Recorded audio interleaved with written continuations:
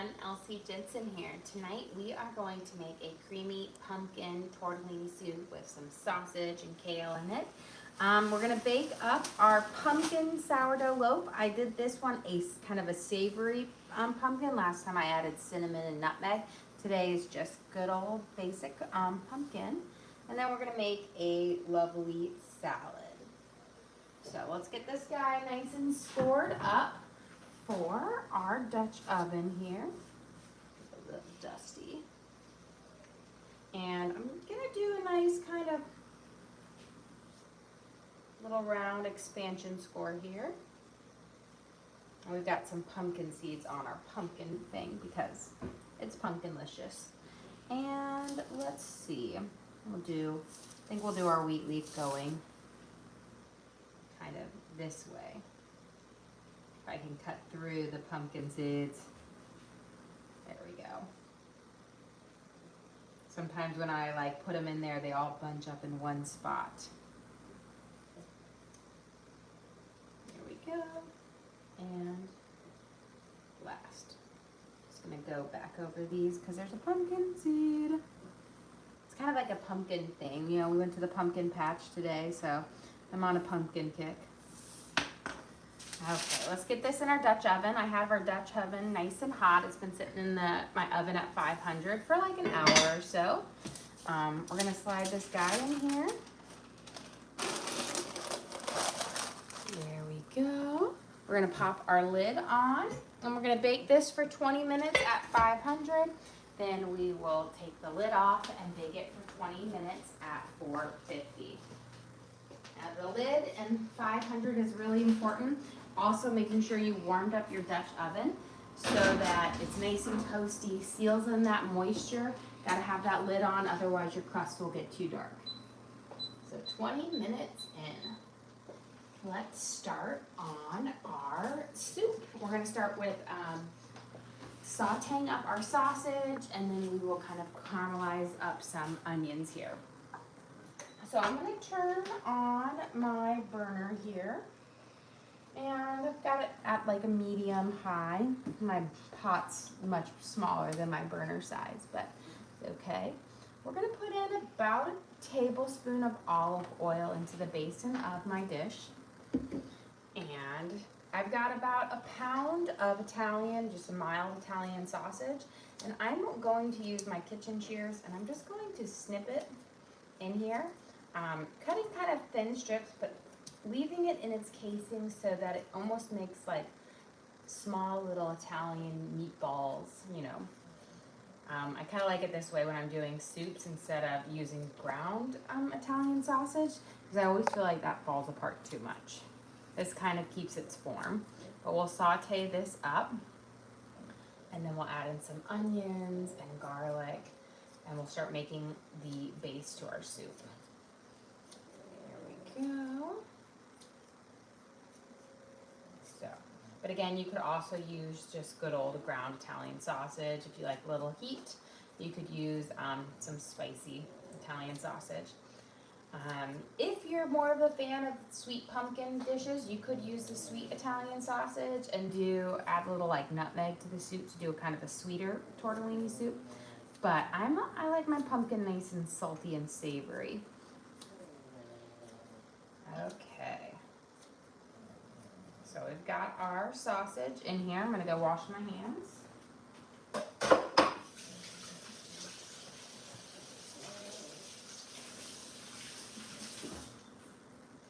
And let me grab our spoon out. We're gonna give this a good toss and then we're gonna cook up our little sausage. There we go. Just kind of coat it there. I'm actually gonna go grab my spoon rest out since we're making a soup today. Okay, I'm gonna prep up my, drop this. I'm gonna prep up my yellow onion here for soup. I'm going to do a smaller dice on this because this soup, outside of like the kale and the tortellini and the sausage pieces, is gonna be more of like a bisque, a thicker type broth base for it. So I want that onion pieces to just be a little bit smaller to kind of marry into it a little bit more. So we're gonna get this guy Just taking off the whole little outer layer here. And then I'm gonna cut it in half. You wanna use a yellow onion or a sweet onion, Valdalia. Those are all gonna be the best onions for this. You know, you might pass on the red onion or the white onions. These have a little bit more sugar in it and lovely flavor when you saute them up. So I'm gonna start by doing some really thin slices. That way I can have a nice, finer, smaller onion bit that will caramelize up nicely, but won't be too big in our broth. There we go. Great level. So we've got our first half done. I'll get our next one. If you find that your knife is just slipping and sliding on your onion, or like a pepper or tomatoes, those are, I always find the three vegetables where my knife will snag when it's soft. You just need to sharpen up your knife, and then it'll be back good as new.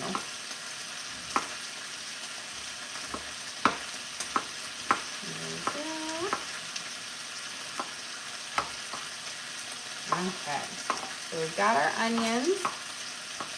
Just do a couple coarse slices over it, but they're fairly fine.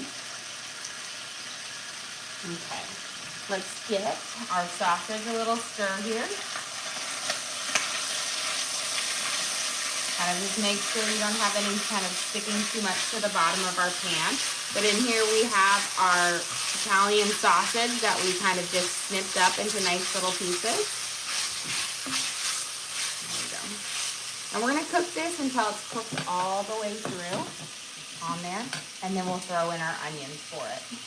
Wow, a little bit of that onion off. Okay. While we're waiting for our sausage to kind of cook up here, let's start prepping our salad for our dinner. We're gonna do a very simple kind of salad here. I've got some romaine, spinach, and then we're gonna make a lovely vinaigrette here. So we can pull this. Okay, pull this down. I'll just use this. Let me grab another knife. And so I wanted to do kind of a hybrid fall salad, although I'm going to throw in some tomatoes, which aren't quite fall in there, but my tomato plants are finally starting to, you know, give me some fruit. So we're going to do a little bit of lettuce, of romaine, and then a little bit of spinach. And then we're going to add in some carrot ribbons. I have an Asian pear that we're going to chop up, which will add a lovely kind of nice crunch to the salad as well, but it will have just some nice kind of brightness to it. And then we'll do a couple handfuls of spinach. I like to do a half and half of my salad instead of all romaine or all spinach. That half and half gives you the crunch from the romaine, but gives you the nice benefits of the spinach without it being a full spinach salad. Let's give these a quick little toss. I'm going to turn my heat down to a 5 now. There we go. And I'm just going to make sure I scrape these off the bottom of our pan as we go. So right around a 5 to saute up our sausage here. Grab mine. Okay. So we've got our romaine and our spinach in here. And let's get our carrot kind of prepped and ready. So we're going to do some carrot ribbons in here. This will add a lovely pop of color. But first, let's get this whole outer layer off. This will be a little bit more dry, not as nice. And I'm just going to take that bottom part. And I'm just going to cut these straight into my salad here. And this will just add, you know, pop of color, a nice little mild sweetness with the carrots. The ribbons make the carrots nice and thin, so they're not too tough when you're cooking through with them. There we go. And I'll just add a nice pop of color too. Okay.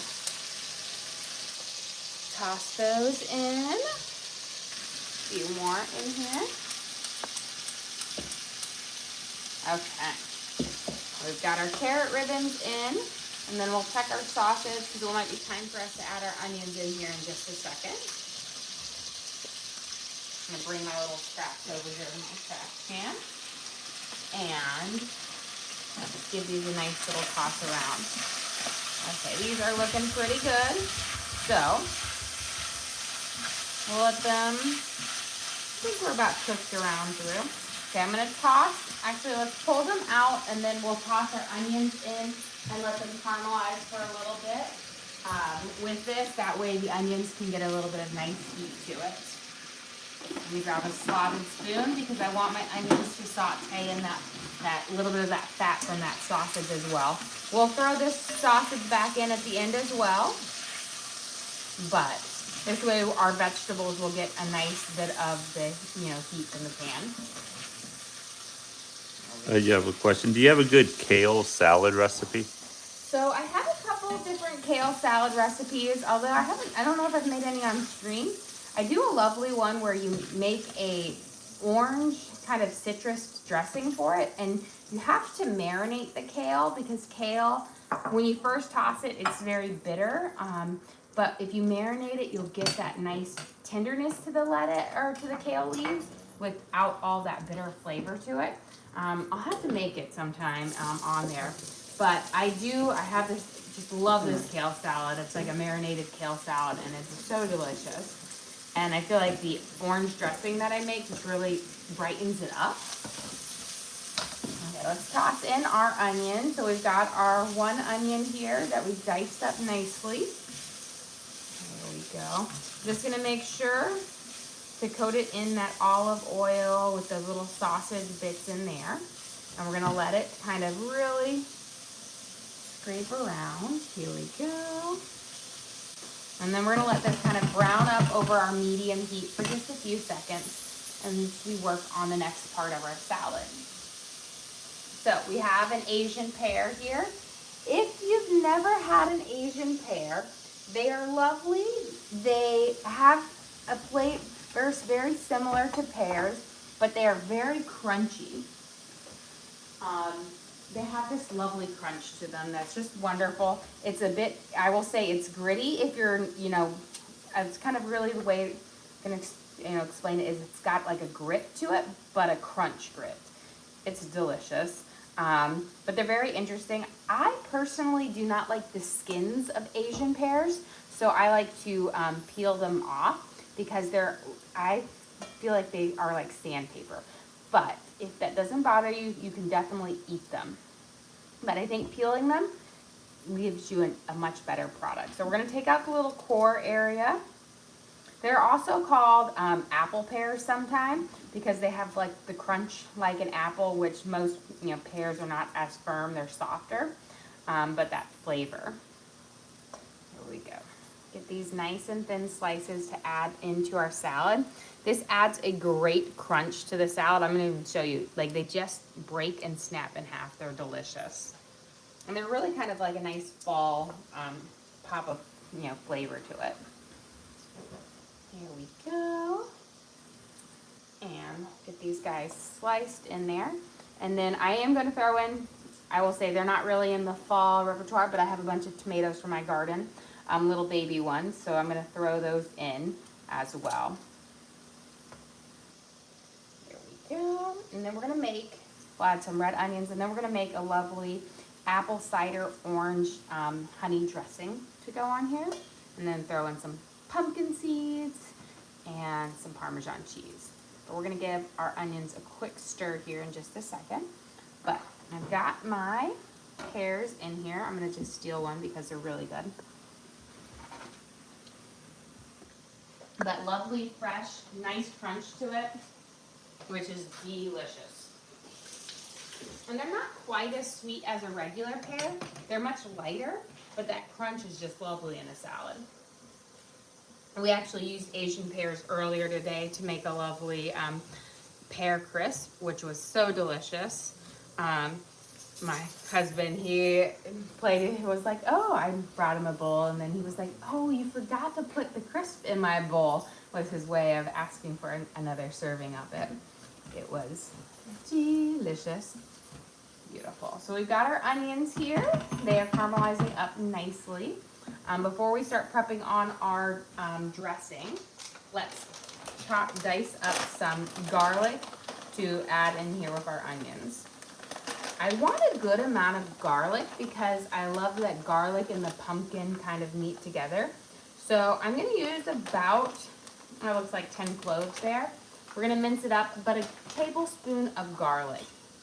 It is, and we're going to mince it up fairly nice, but it will add just a really lovely notes and flavor that kind of bring out both the sweetness and the savory of the pumpkin.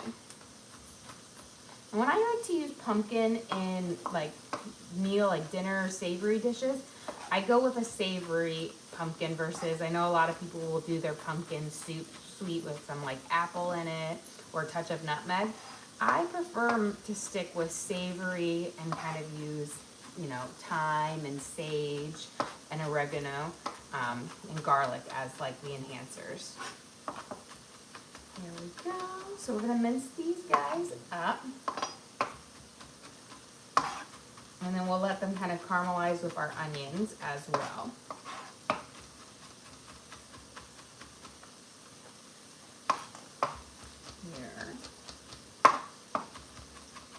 So nice and fine. Now you can always use about a tablespoon of, the garlic if you want. That works well. I find the full ones have just a nicer, fresher flavor, but you don't have to do any work with them, which is, you have to mince them up, but you don't have to peel off all of their little things. Okay, let me make a little well in the middle of my sauteed onions. That way this garlic can get a little bit of direct heat. But before I drop them in there, I'm going to add a little bit of butter so that they'll caramelize up. So let me grab a little pat of butter over here. Just like a tablespoon or so. We don't need a whole lot. We're going to let it melt, but we're going to drop that garlic right into that butter, which will really allow those flavors to come out and then just be wonderful. So we're going to just move it around just a little bit. Here we go. Kind of making a butter well. Let's add our garlic in. Make sure we get it all off on here. And then I'm just going to give it a little bit of a stir. Now that butter will also allow those onions to kind of get a richer color to it because the milk solids in the butter will kind of caramelize, little brown up and everything. Here we go. We're just going to let those kind of cook for just a second on their own, then we'll mix them all the way in. So, got a little garlic on my hand, so I'm just going to switch it off here. And let's get our tomatoes and our red onions into our salad. So I just got a small little bit of red onion, but you don't need a lot. And then we got our tomatoes here. So I'm going to just pull off the little stems from it. But these are from one of my cherry tomato plants that is now giving me lots and lots. Every day I go out there, I've got about 30 or 40 little cherry tomatoes on there. And Evie will come out and help me, and she's like one off the plant or one in her mouth. She absolutely loves them. So we're gonna throw these all in there as well. And then I'm gonna kind of do nice thinner slices of my red onion here for our salad. So you have a question? Do you have a cookbook? I do not have a cookbook. It's in my kind of goals for this next year to work on, but I do upload all of my live streams on the link on my page, so people can always rewatch them and recreate my recipes. And then for our members, each week we send out 3 or so recipes, recipe cards for our members to have, so they can have a little something to cook with. But I do have my live streams for everyone available. But I'm hoping 2026, because 2025 I feel like it's already gone. It's gone by so fast. Little Jackie is going to be having his birthday soon. He'll be 2 years old, and it is crazy to think that it's already halfway over with October almost. It's funny, I've been seeing everything now for like all this stuff for Christmas, and I was like, Halloween hasn't even happened. I am all for decorating for holidays early and whatnot. You know, I'm a little crazy. I decorate for Halloween in September because I love it. And as soon as Halloween happens, I'm all on board for just decorating for, you know, the winter holidays for Christmas and whatnot. But not until Halloween happens. Has to happen first. November 1st, go for it. Okay, we've got our caramelized, our garlic and our onions in here. Now we're gonna add in our spices and let them kind of heat up in that, that garlic and the onions and butters. So we've got some dried oregano. We're gonna put in about a teaspoon.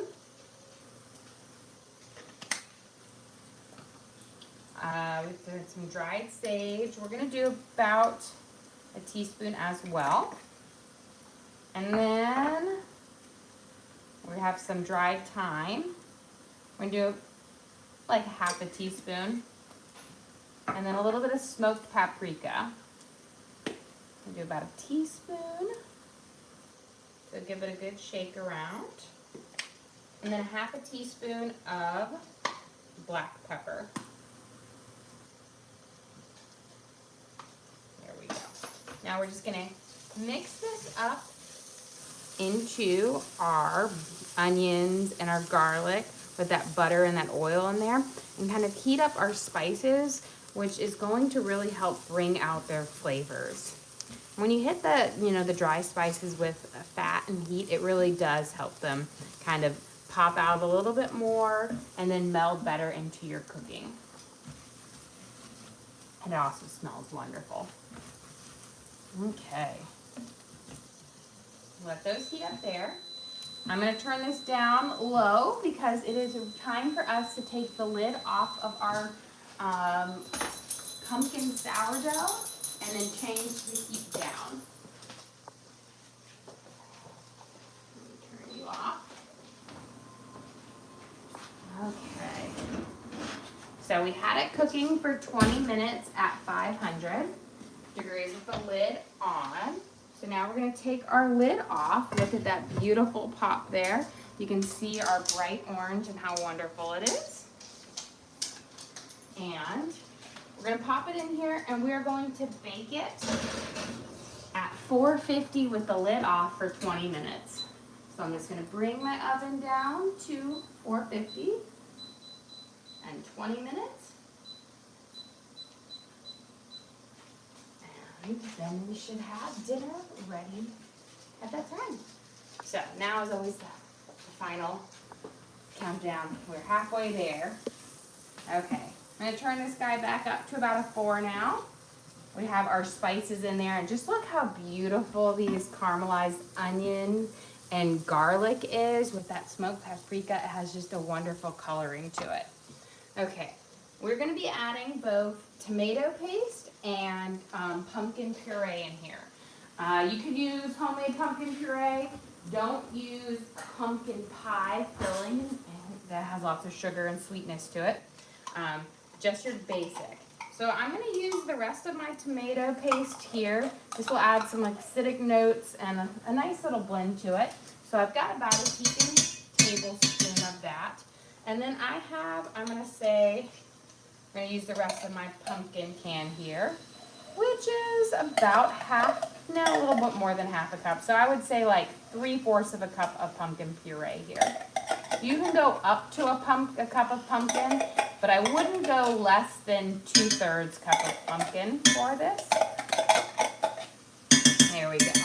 In order to get that rich pumpkin-y flavor to it. Last little bit. And then we're gonna mix this in here and we're gonna let it kind of heat up and let those spices kind of combine into our tomato paste and our pumpkin puree. It smells wonderful. So now we've got this nice base right here, which is going to be the base of our broth. Okay. This is looking fabulous. we're gonna start adding in. So I like to use water with chicken bouillon, but you can use chicken broth if you want to. I just find you can add a bit more bouillon in there to get a bit more flavor. We're gonna start by adding in about a cup of this.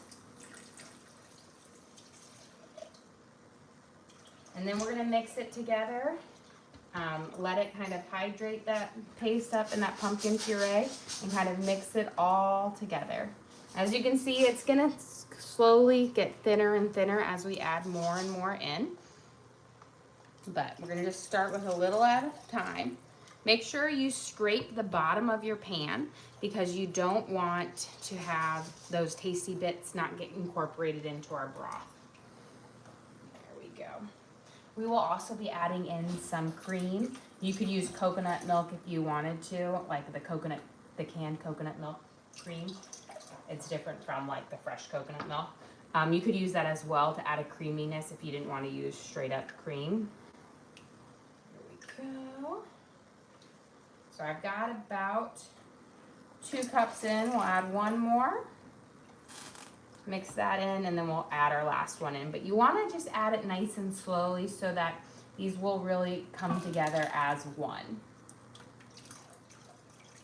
And you want it to be a little bit thinner than your end product because when we throw in our tortellini, it's going to absorb some of that extra liquid, which will leave us a thicker broth at the end as well. So I've got 4 cups of water going in here, and then we're going to do a nice big scoop of our bouillon here. I'm going to bring this guy up to about a 6 now.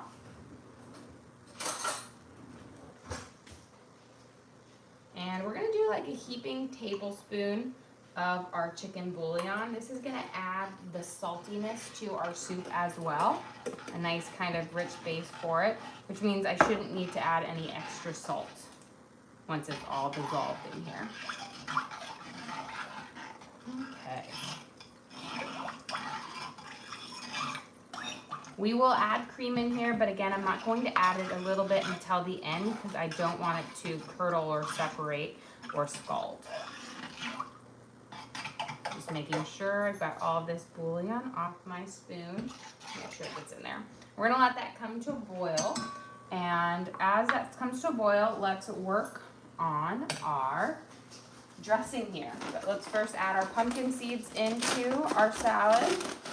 So we've got our red onions, our tomatoes, Asian pears, spinach, carrot stripes. Got lots of deliciousness in here. Now we're gonna make our dressing. So I've got apple cider vinegar, honey. We have some mayo as our base. I've got my orange, and I need my olive oil right over here.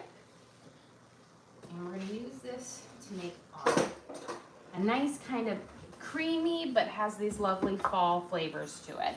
So I'm gonna add, for my kind of creaminess to it, we're gonna add about 2 tablespoons of mayo in here.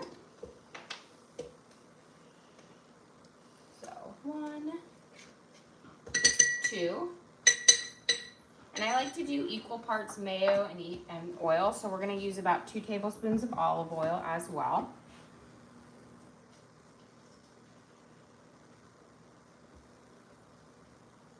Just trying to see my measurements on here.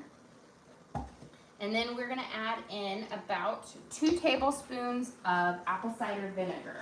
Now, you could use a red wine vinegar, even a balsamic vinegar or whatnot.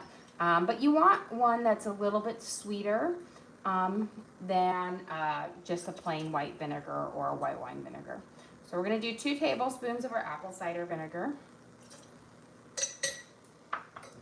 And then I have, I always say it's an orange. It's not an orange. It's like a clementine. But it's a citrus note. It's a little bit sweeter than, an orange. But we're going to use the juice from one of these, which they yield a lot of juice. But essentially you need about a tablespoon or so of kind of a citrus juice. I like to use a sweeter citrus, like an orange or a clementine versus a lemon or a lime, which give you a little bit of a brighter flavor. And we're kind of going for a harvest kind of dressing here. So let's add in our orange. go. Good little squeeze. And then we're gonna add in about a tablespoon of honey in here because you need that sweetness. Oh, I mean, you have a little bit from the orange, but you need a little bit more to kind of cut through the vinegar base of it. And we're gonna add in a little bit of, got some thyme, and a little bit of garlic salt. So about a half a teaspoon of dried thyme. And that orange and the thyme just work really well together. And then a couple shakes of garlic salt. You could just use regular salt too as well. You gotta ask, did you go to a pumpkin patch today? Because they saw all the pumpkins earlier. Yes, we did go to a pumpkin patch today. We actually had so much fun. The weather was wonderful. Just nice, like low 70s. The kids all picked out their pumpkins and then some. They had lots of farm animals there. Been playing in the corn mazes. We go there every year. We've gone there every single year except the year of COVID because they weren't open. But we've gone every year since I was pregnant with Lena. So we've been going there for like 16 years. Let's try a little taste. I'm gonna add a smidge more honey, and then I think we're good. You never know when your squeezes how much you actually squeezed in there. But it should have a tanginess with a little bit of a sweet kind of kick to it. There we go. So I've got our salad dressing to go on our salad. Nice little harvest salad here. Okay. Let's get our soup kind of going here. So it's coming up to a nice boil. I'm gonna throw in our sausage now into our soup. So this is our Italian sausage that we sauteed up at the beginning. And we'll let it kind of just soak in those nice juices from our pumpkin-based broth. And then our tortellini we'll put in at the last minute. Tortellini only needs about 3 minutes to cook up to get nice and tender. And the problem is if you add it in too soon, it goes bloop, it gets really, really big. So you always want to put it in pretty close to right before you serve it, otherwise it will absorb all the liquid. I've got my kale here. I'm just gonna pull off the middle stem in there, just because that gets kind of tough and it doesn't, you know, it's firmer and it's a bit more of a bitter flavor. So we'll get that off, and then we're gonna chop up our kale because you don't wanna be eating your soup and then you come back with a nice big leaf in there. But kale works really well. You could substitute out spinach for this, but spinach wilts easily in a soup, so kale holds its form and gets pretty tender.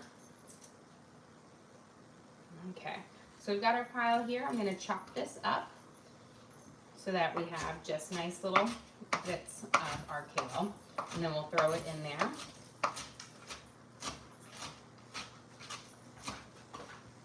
There we go. And you can always use baby kale, you know, the ones you get in like a little salad bag. You don't have to chop those up. You could throw those in and they work well. But if you get the big kale like this, the dinosaur kale or whatnot, you'll want to chop it up.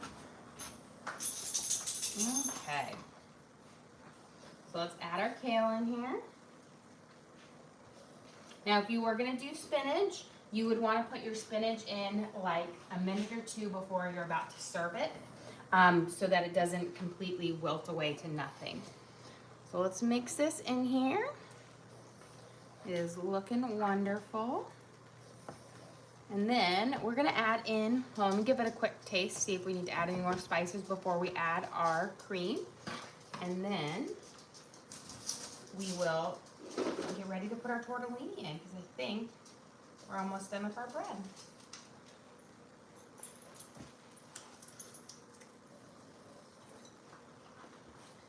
Delicious. Let's get our cream in there. You don't need a whole lot of cream. I would say just about a third cup to give you that rich, creamy flavor. For it, you don't need to add, a lot of people put a, a whole cup in there. You don't need that much to get that nice creaminess to your soup.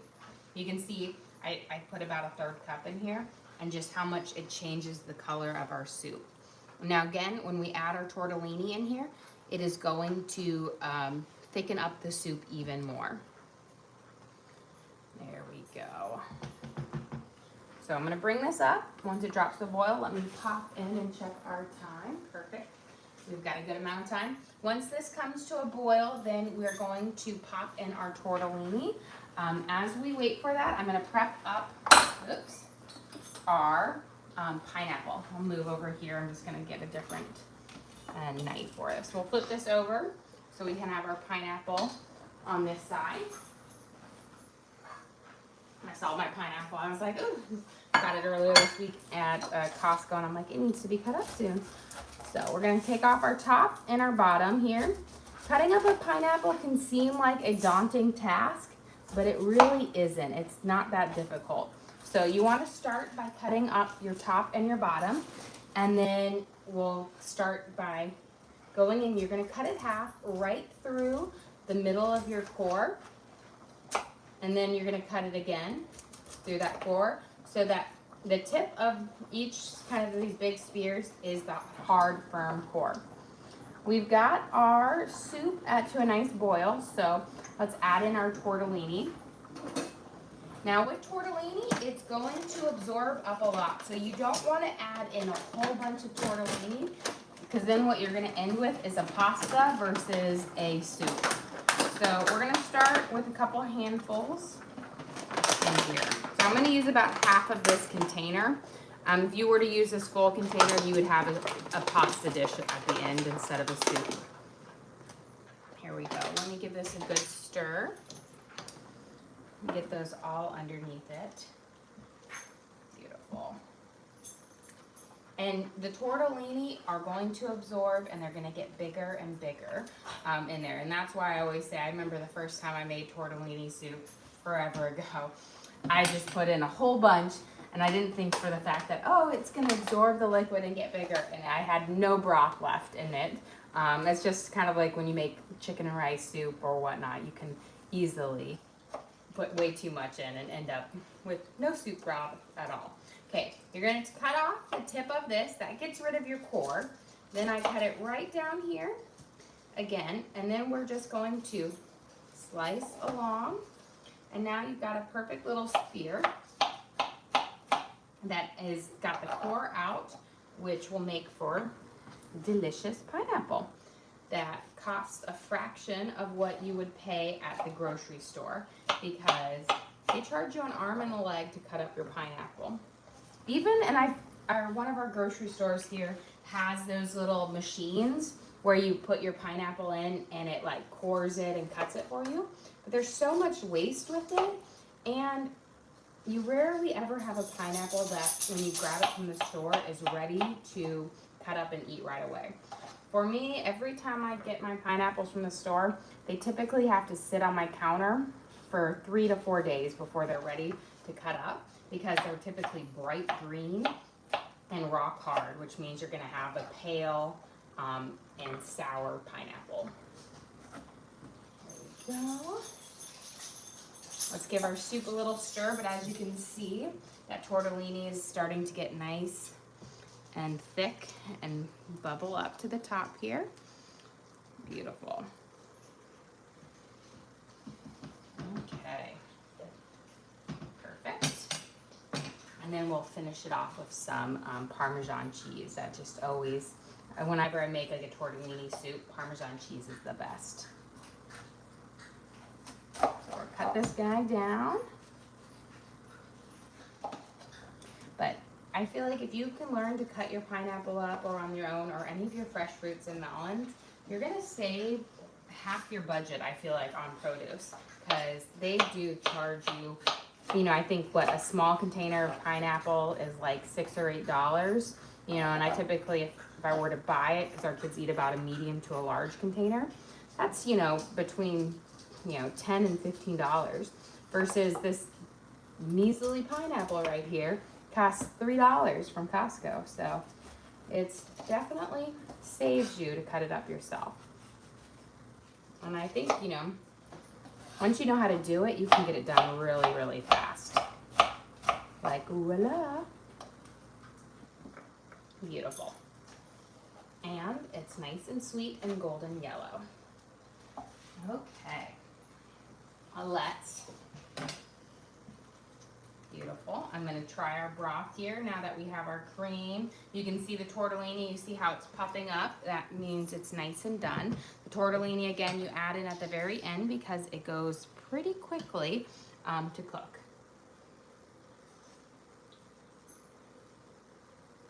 Perfect. We'll just get our green onions chopped up and ready to toss in there. You have a question? Do you ever try to plant your pineapple tops in the garden? You know, I've heard that before. One year, back when I was teaching, we used to do this unit with the kids about like, you know, reduce, reuse, recycle, teaching, you know, kids how they can, you know, reuse things. And we did that. We planted our pineapple tops.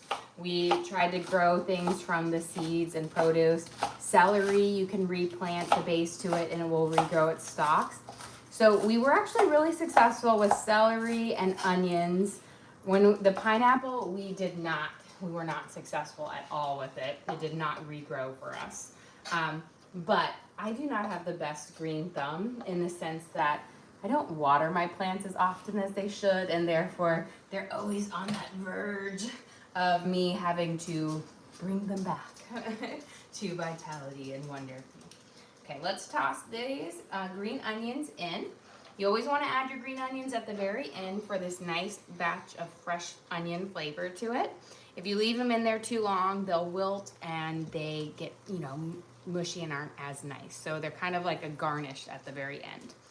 And let's go grab our sourdough out of the oven because it is down to the last 20 seconds. Perfect timing. Okay. We have our beautiful pumpkin sourdough loaf with our pumpkin seeds on there. Look at that nice kind of golden brown color to it.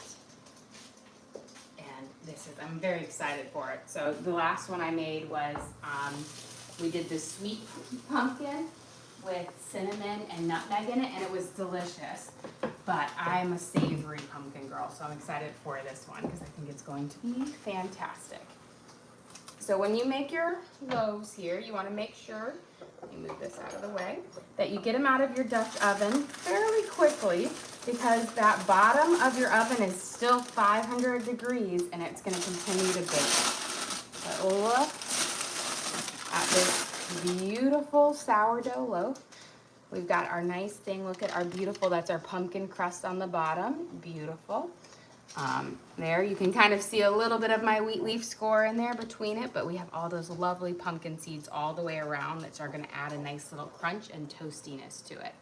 But we got quite the pop on it, so it looks pretty darn good. Okay, guys, let's get ready to serve up our dinner. Okay. We've got get these all out of here. I'm going to turn off my soup because it's nice and ready here. We'll get a ladle. I've got my salad dressing. Put this over here. I just need to get a plate and my little cauldron, as I call them. I've got these cute little things, and then we'll serve up. Okay.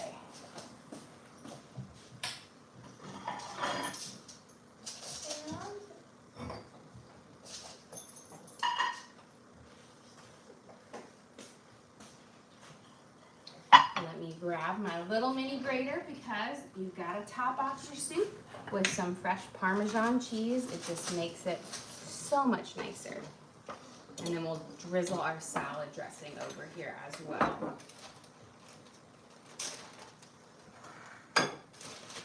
Okay. Slide this up.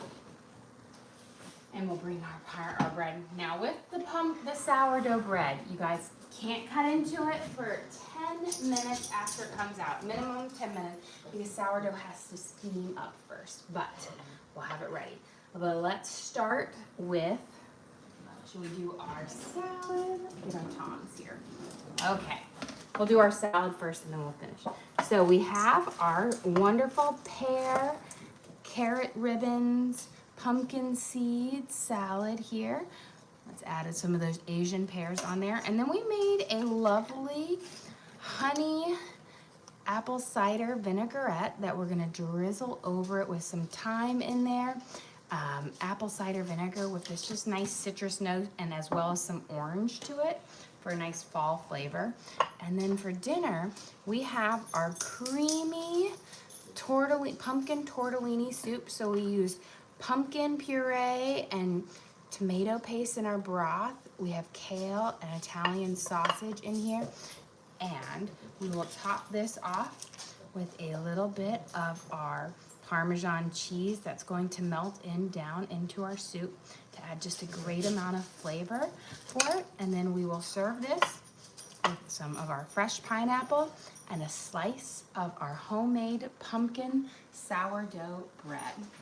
Well, guys, thank you so much for joining us here today. Don't forget to like and subscribe. I try to do live cooking shows every single day, kind of show you what we're making for our family and hopefully teach you guys something along the way. Again, we do upload all of our videos to the link on our page, so if you ever want to recreate any of these recipes at home, you can go to our link, search for what we made. So we've got our creamy pumpkin tortellini soup and our salad with our lovely vinaigrette. And you can always watch and cook along with me again. We also have a link to our Amazon storefront that has all of our different cooking gear and gadgets in it. I've got my Le Creuset pots, my frying pans, my knives, all the different gadgets I use in the kitchen I have in there for you guys to check out. But again, thank you so much for joining us here. Don't forget to